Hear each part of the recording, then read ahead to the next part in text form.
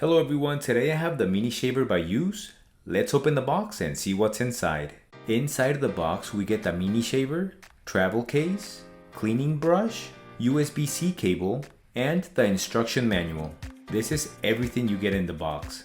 One of the things that impressed me the most is the build quality, because this awesome mini shaver is made of zinc alloy, which gives it some weight and makes it feel premium. The shaving head is magnetic, making it easy to remove and install. The size is about the same as these earbuds case, which makes it very portable and perfect for travel, so you can take it with you anywhere.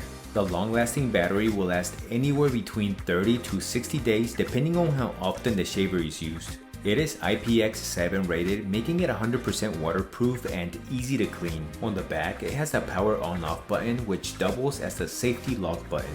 The safety travel lock is a feature so you won't accidentally turn on the shaver while traveling. If you press and hold the button for 3 seconds, it'll activate the safety travel lock mode. If you press and hold for 3 seconds again, it'll turn off lock mode. Overall, this is an extremely nice, high quality minimalistic shaver with a great design. And my new companion wherever I go. Oh, and can your shaver do this?